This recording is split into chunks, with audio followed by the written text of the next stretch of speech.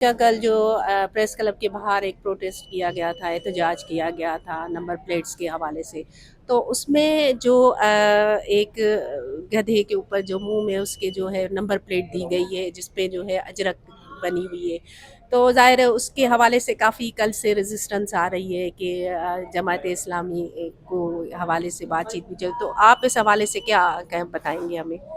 نہیں دیکھیں، اصل میں ایسا تو بالکل بھی ممکن نہیں ہے۔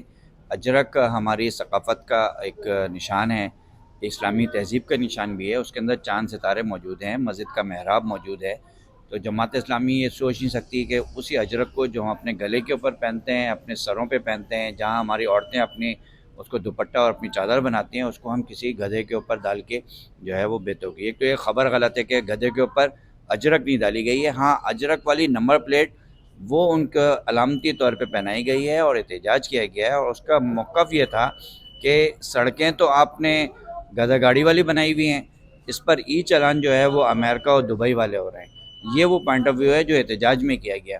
جہاں تک اجرک والی نمبر پلیٹ کا بات ہے، دیکھیں گاربیج کے ٹرک، علائشوں کے ٹرک اور جو پورے شہر سے گند اٹھا رہے ہیں اس پر بھی یہی اجرک والی نمبر پلیٹ ہے۔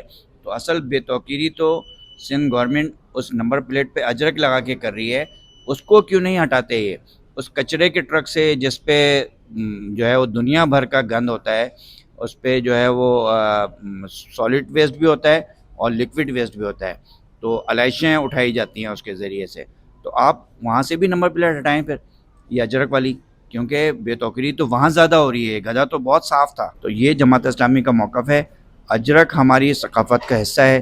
جماعت اسلامی اس کو جو ہے وہ بالکل بھی نہیں سمجھتی کہ ہم نے اجرک کی بے توقیری کی ہے۔ ہم اس کو اپنے سر پہ پہنتے ہیں، ہم اس کو اپنے گلے میں ڈالتے ہیں۔ اجرک ہماری ثقافت ہے، ہماری ثقافت کا حصہ ہے، اور اس نشانی کی ہم عزت کرتے ہیں، احترام کرتے ہیں۔